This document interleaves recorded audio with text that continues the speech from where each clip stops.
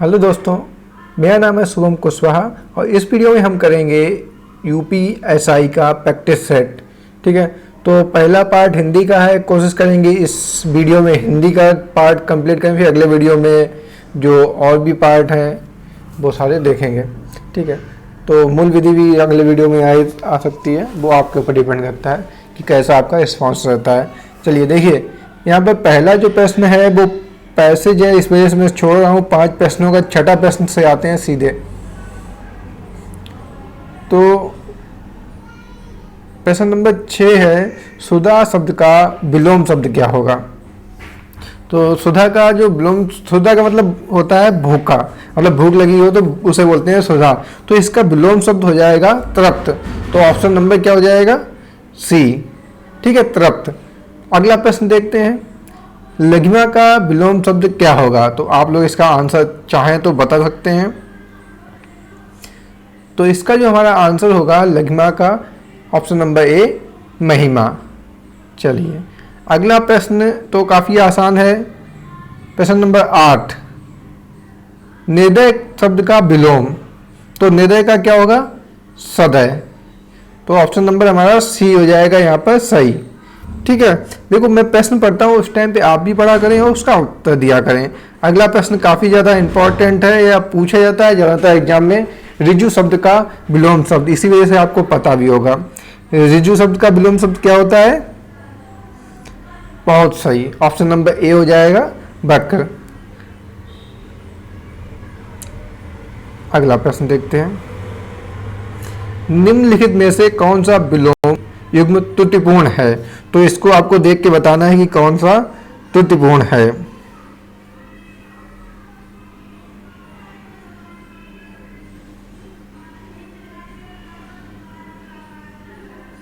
Okay, तो इसका जो हमारा आंसर हो जाएगा वो हो जाएगा ऑप्शन नंबर सी। क्योंकि जो उन्नत होता है उसका अवगत नहीं होता है, उसका होता है अवनति। अवनति है ना, ये होता है। और बाकी तो आपके सारे सही हैं। तो जब भी ऐसा कोई ऑप्शन आया करो तो सारे ऑप्शन को एक बार याद कर लिया करो। जैसे अपेक्षा का उपेक्षा होता है, अग्रज का अनुज होता है, आदान का प्रदान होता है। तो ये आपके लिए मतलब फायदेमंद रहेगा। अगला प्रश्न है, व्यंजन कितने होते हैं। तो ये क्वेश्चन काफ़ी बेहतर है और सभी को पता होगा। इसका आंसर क्या होगा, बिल्कुल सही, ऑप्शन नंबर सी हो जाएगा हमारा सही। व्यंजनों की संख्या तो 33 होती है, डा और ढा को जोड़ दिया जाए तो ये 35 हो जाते हैं, डा और ढा को। लेकिन वैसे आपको 11 स्वर और 33 व्यंजन आमतौर पर मिलेंगे। ओके, विशेष कंडीशन में कहीं कहीं अगर 33 ऑप्शन ना हो तो आप 35 लगा सकते हैं। अगला प्रश्न है, पर्यायवाची शब्द का अर्थ है ना। पर्यायवाची शब्द का अर्थ क्या हो जाएगा,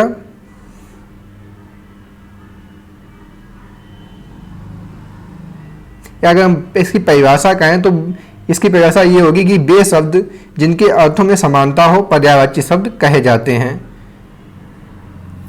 और इन्हीं शब्दों को हम समानार्थी शब्द भी कहते हैं। तो इसका जो हमारा आंसर हो जाएगा वो आंसर क्या हो जाएगा, ऑप्शन नंबर डी। ओके, अगर क्वेश्चन अच्छे लग रहे हो तो आप वीडियो लाइक कर सकते हैं। इससे क्या होगा कि जो इसका पार्ट और भी मेरा मन करेगा कि इसके और भी पार्ट बनाएं, जिसमें मूल विधि और भी जो इंपॉर्टेंट चीज़ें हैं वो सारी कवर करते चलें। अगला प्रश्न है, कनक का पर्यायवाची नहीं है। तो पूछ रहा है कि कनक का पर्यायवाची कौन सा नहीं है। कनक का मतलब गोल्डी तो होता है ना। तो कनक का हमारा स्वर्ण हो जाएगा, कंचन हो जाएगा, हिरण्य हो जाएगा। लेकिन कमल, कमल भैया कनक का था या पर्यायवाची है। अगला प्रश्न देखते हैं, प्रश्न नंबर 14। प्रश्न नंबर 14 है कि सरस्वती का पर्यायवाची नहीं है। अब यहाँ पे पूछ रहा है कि सरस्वती का कौन सा पर्यायवाची नहीं है ना।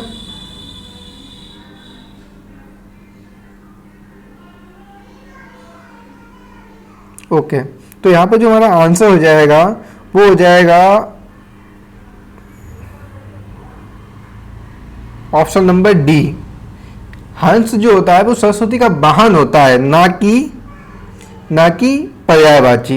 ठीक है, बाकी आप सारे, जब भी मैंने कहा ऐसा कहीं ऑप्शन दिखाई पड़े तो आप सारे ऑप्शन को पढ़ लिया करो कि सरस्वती के भांति, वीणापाणी और शारदा, ये सारे सरस्वती के पर्यायवाची होते हैं। तो ये आपके लिए ज़्यादा फायदेमंद रहेगा। और यहाँ पे जो क्वेश्चन होते हैं वो इम्पोर्टेंट भी होते हैं। अगला है हिमालय का पर्यायवाची नहीं है। तो फिर से पूछा है कि हिमालय का कौन सा पर्यायवाची नहीं है। तो यहाँ पे जो हमारा आंसर हो जाएगा वो हो जाएगा ऑप्शन नंबर सी, क्योंकि कर जो पर्यायवाची होता है वो हाथ का होता है ना, हाथ। तो यहाँ पे ऑप्शन नंबर सी हो जाएगा। लेकिन हिमालय के बाकी आपको तो मिल गए ना, नगराज, हिमाद्री, हिमगिरी, ये सारे हिमालय के हैं जो इंपॉर्टेंट हैं आपके एग्जाम की दृष्टि से। अगला प्रश्न नंबर 16 देखते हैं। अगला है आत्मा व परमात्मा का गुप्त विलास है। तो क्या है? ये है रहस्यवाद। ऑप्शन नंबर ए हो जाएगा सही। अगला प्रश्न देखेंगे, गायन्ति देवा किल गीतकानि धन्यास्तुते भूमि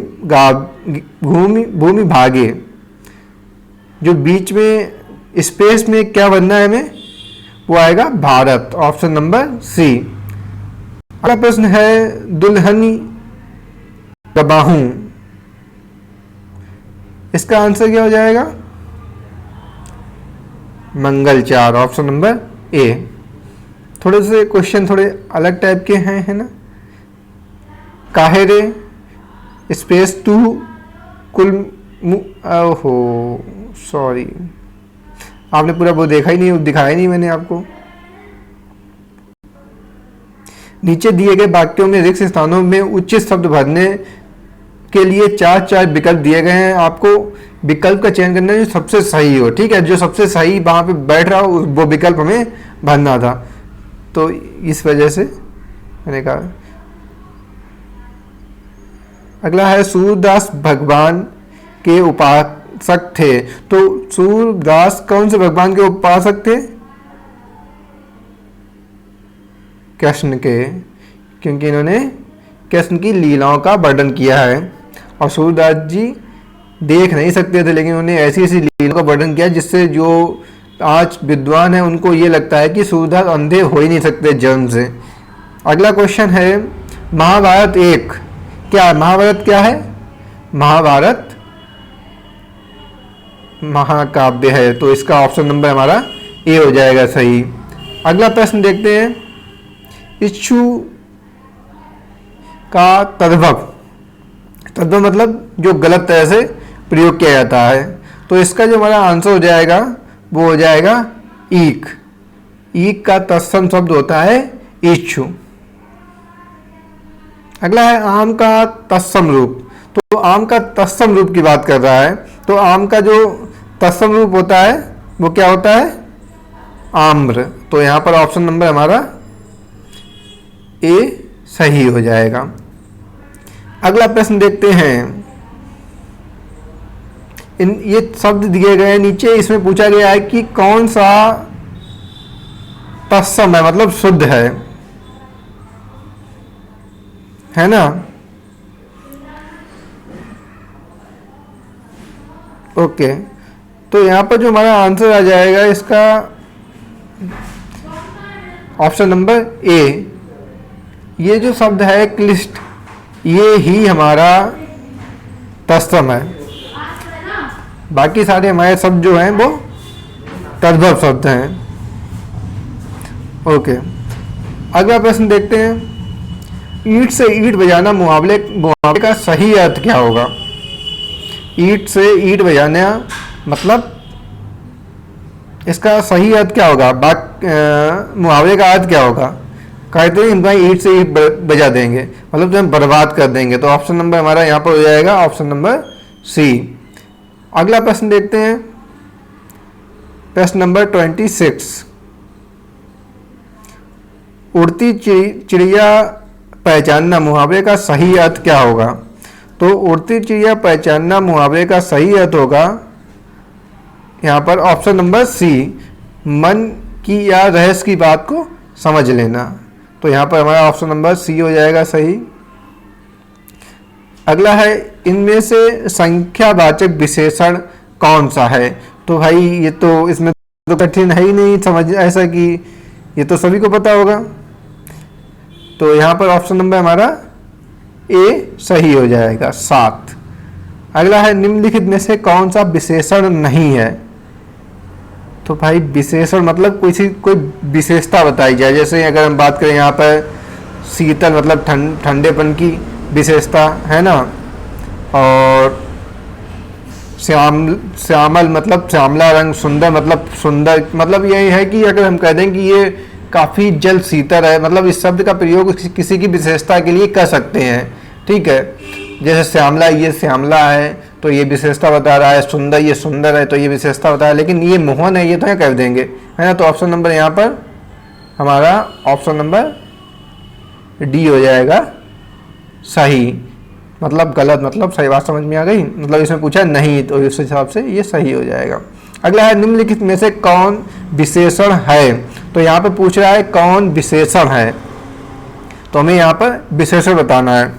तो यहाँ पर जो हमारा आंसर हो जाएगा विशेषण, वो हो जाएगा अनुरक्त, है ना, ऑप्शन नंबर ए। अगला प्रश्न, शुद्ध वर्तनी वाला शब्द चुनना है हमें।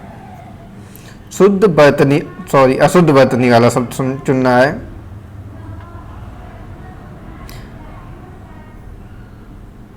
ओके, तो यहाँ पर वर्षा ऋतु शुद्ध हो जाएगा, अंतर्राष्ट्रीय शुद्ध हो जाएगा, स्वादा शुद्ध हो जाएगा, लेकिन जो ऋषिकेश लिखा हुआ है इसको इस तरह से नहीं लिखते हैं। तो ऑप्शन नंबर हमारा सी हो जाएगा इसका सही आंसर। अगला है शुद्ध शब्द रूप है। तो इनमें से कौन सा शुद्ध शब्द रूप है।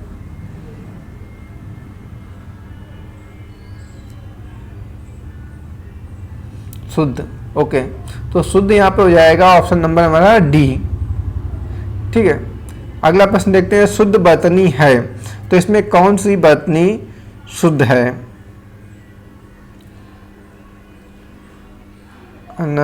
अनधिकार, अनाधिकार, अनधिकार, अनाधिकार। तो इसका जो हमारा आंसर हो जाएगा वो ऑप्शन नंबर ए हो जाएगा। अनधिकार होता है, ठीक है, अनाधिकार नहीं होता, जैसे अनाधिकार पढ़ते हैं। ठीक है, अगर आपका ऑप्शन में आया तो आप ये वाला लगा के चले जाते है ना, लेकिन यहाँ पर ऑप्शन नंबर हमारा ए सही होगा। अगला है शब्दानुक्रम में सही वाक्य। वह गरीब आदमी था, वह आदमी गरीब था वह आदमी गरीब, था गरीब भय आदमी। तो बहुत ही आसानी से देख चुके हैं, ये गलत हो जाएगा, ये तो गलत हो जाएगा। वह गरीब आदमी था, वह आदमी गरीब था। तो यहाँ पर थोड़ा सा कंपटीशन लग रहा है दोनों के बीच में। तो इसका हमारा आंसर अगर हम कहें तो यहाँ पर जो हमारा ऑप्शन बिल्कुल सही होगा ऑप्शन नंबर बी, है ना, वह आदमी गरीब था। अगला प्रश्न देखेंगे, निम्नलिखित में से शुद्ध वाक्य है।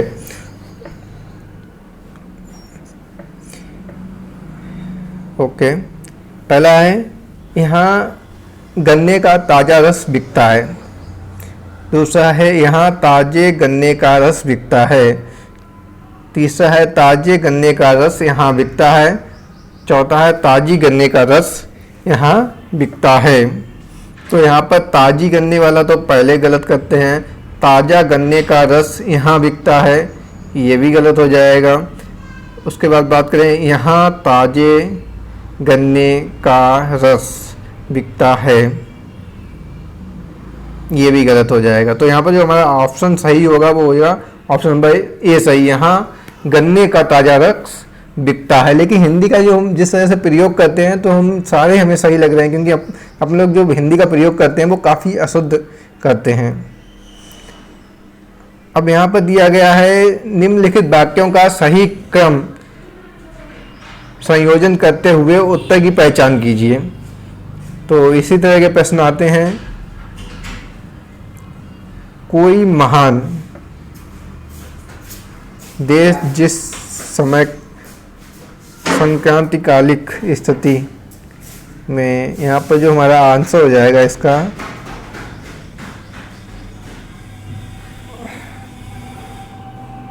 कोई महान देश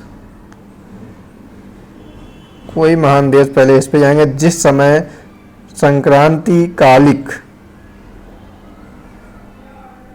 स्थितियों के बीच से होकर गुजरता है। उस समय वहाँ की विचारधारा में प्रमुख प्रवृत्तियाँ दृष्टिगोचर होती हैं। तो यहाँ पर जो सबसे पहले हमारा आएगा या, फिर रा, फिर बा, फिर ला। तो ऑप्शन नंबर हमारा जो सही हो जाएगा वो ऑप्शन नंबर सी सही हो जाएगा। अगला प्रश्न देखते हैं 36।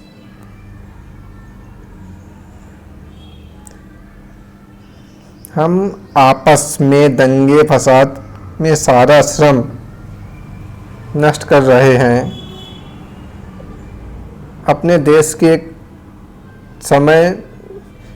के अधूरे कामों को करने में समय नहीं दे पा रहे हैं। यहाँ पर तो हमें बिल्कुल सही क्रम लग रहा है। यारा लावा, हाँ बिल्कुल सही चल रहा है। हम आपस में दंगे फसाद में सारा श्रम नष्ट कर रहे हैं, अपने देश के अधूरे कामों को करने में समय नहीं दे रहे हैं। तो ऑप्शन नंबर यहाँ पर जो सही होगा यारा लावा, मतलब ऑप्शन नंबर बी हमारा सही हो जाएगा। अगला प्रश्न देखते हैं। सतत कर्मशील मानव जीवन के बीच त्योहार,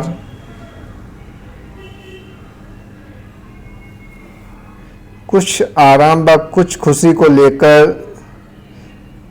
परिश्रांत व्यक्ति के लिए छायादार वृक्ष की भांति उपस्थित होते हैं। तो यहाँ पर ला के बाद में तो बा आना ही आना है। तो ला के बाद में बा किस में आ रहा है तुरंत बाद में, तो वो आ रहा है हमारा ऑप्शन नंबर ए में। तो ऑप्शन नंबर ए सही हो जाएगा। अब आप अपना क्वेश्चन पढ़ लें और काफ़ी आसानी से हो जाएगा। यथाशक्ति में कौन सा समास है? अब क्वेश्चन थोड़ा अच्छा आया कि ऐसा यथाशक्ति में कौन सा समास है। तो देखो, जब भी किसी बात के पहले अगर कोई अव्यय शब्द दिखाई पड़े, यहाँ पे देखो यथा शब्द है वो अव्यय शब्द है।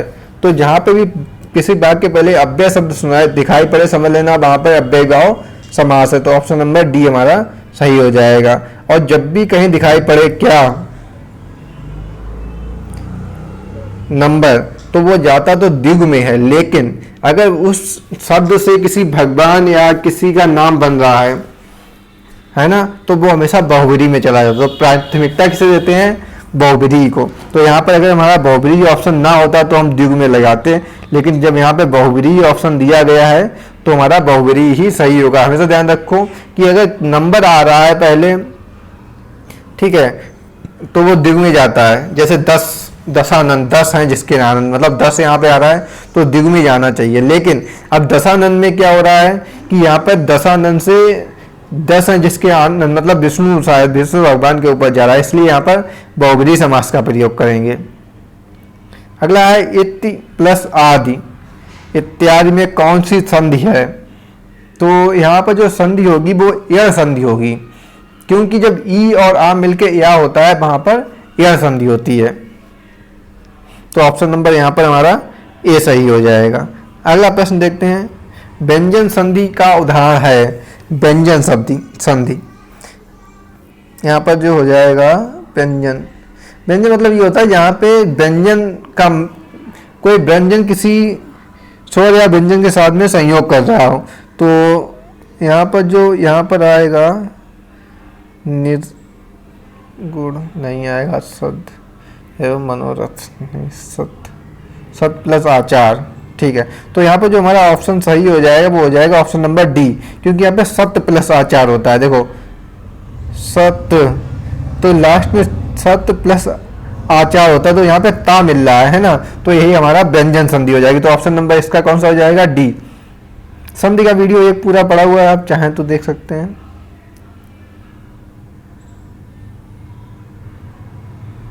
ओके, अगला है अत्यधिक में का संधि विच्छेद होगा। तो अत्यधिक है ना, अत्यधिक का संधि विच्छेद क्या होगा? अति प्लस अधिक, ना कि अत्य या अति या अत्यधिक, ठीक है। तो ऑप्शन नंबर हमारा जो सही होगा वो होगा ऑप्शन नंबर बी, अति प्लस अधिक होता है, ठीक है, अत्यधिक का संधि विच्छेद। अगला है किस युग में हिंदी की गद्य विधा को नया स्वरूप मिला? तो किस युग में मिला था? ये मिला था हमारी हिंदी को नया स्वरूप फातेन युग में। तो ऑप्शन नंबर हमारा यहाँ पे सही हो जाएगा, ऑप्शन नंबर ए। ठीक है, अगला है मीरा की कविताएं किस विधा से संबंधित हैं। तो मीरा की कविताएं वो हैं वो भक्ति धारा से संबंधित हैं। तो ऑप्शन नंबर ए, यहाँ पे ऑप्शन नंबर ए हमारा सही हो जाएगा, भक्ति धारा से संबंधित है। अगला प्रश्न देखते हैं।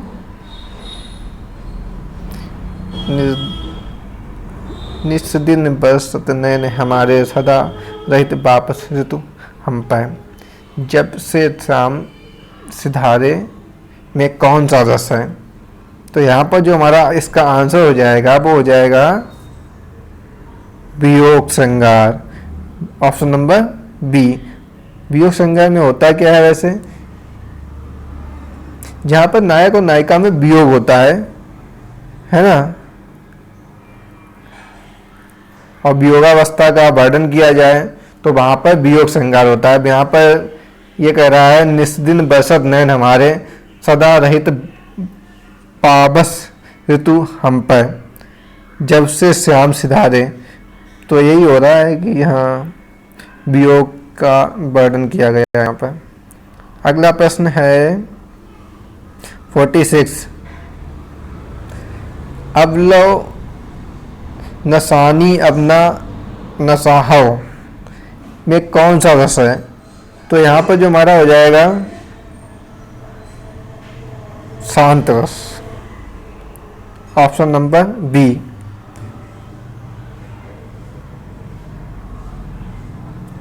यहाँ पर शांत ही होगा, ऑप्शन नंबर बी ही सही है बिल्कुल। हिंदी काव्य रसों की कुल संख्या कितनी है। तो हिंदी में काव्य रसों की कुल संख्या जो है वो है 9। तो ऑप्शन नंबर यहाँ पर हमारा सी हो जाएगा सही। अगला प्रश्न है अलंकार में मुख्यतः माने जाने वाले भेदों की संख्या। तो अलंकारों की में कुल कितने भेद होते हैं। तो अलंकार, शब्दालंकार मुख्य तो 2 ही होते हैं, शब्दालंकार और अर्थालंकार। तो ऑप्शन नंबर यहाँ पर बी हो जाएगा हमारा सही।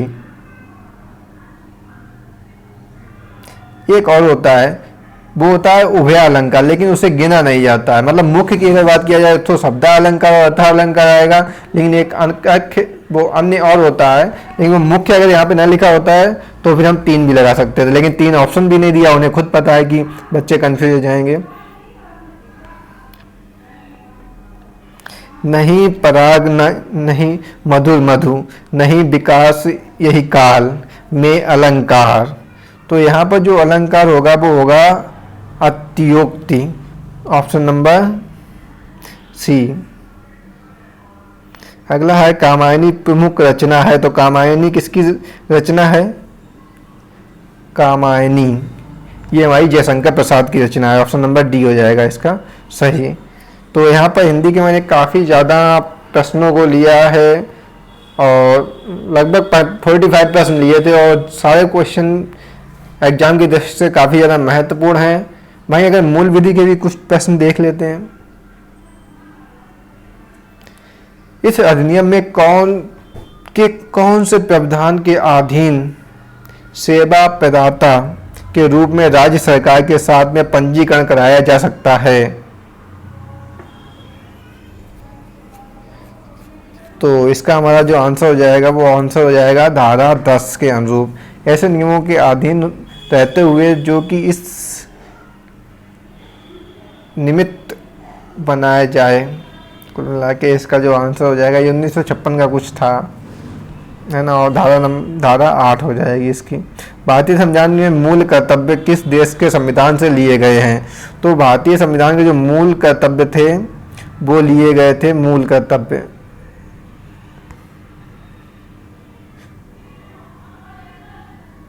सोवियत संघ से लिए गए थे। ऑप्शन नंबर यहाँ पर बी हो जाएगा सही।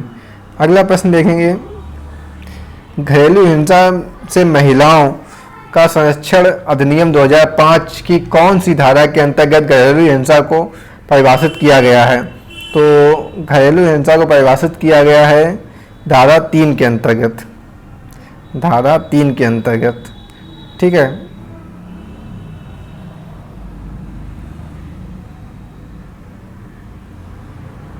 अगला प्रश्न है, भारत में कागज का सबसे अधिक कारखाने कहाँ पर स्थित हैं? तो भारत में कागज के सबसे अधिक कारखाने स्थित हैं पश्चिम बंगाल में। ऑप्शन नंबर यहाँ पर सी हो जाएगा हमारा सही। पश्चिम बंगाल में भारत के सबसे अधिक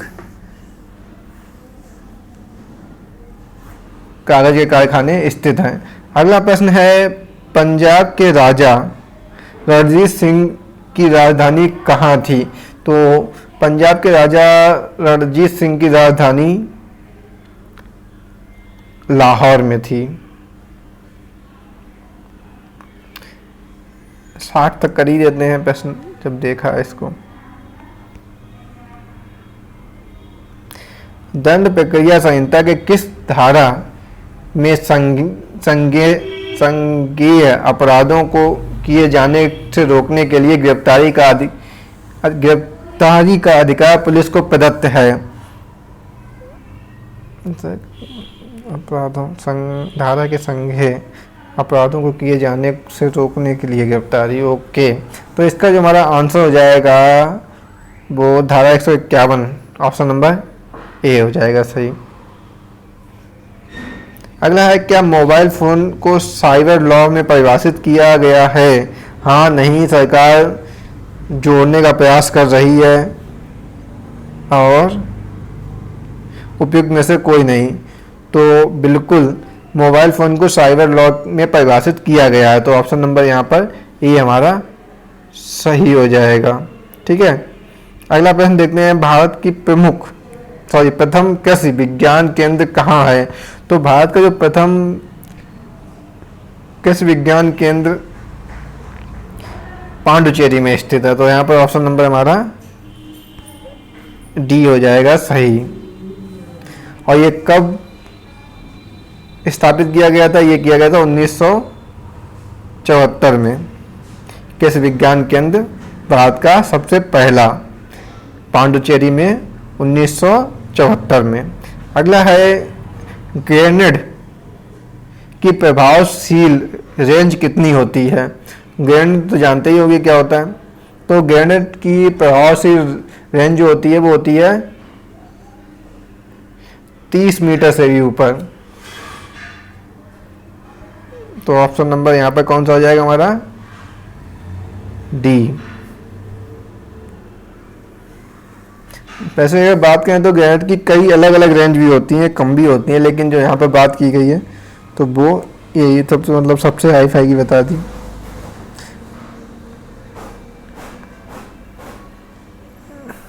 अगला प्रश्न है, ऑस्ट्रेलोंगोट्रेटिसी क्या है? तो ये एक रोगाणु है। ऑप्शन नंबर डी हो जाएगा हमारा सही।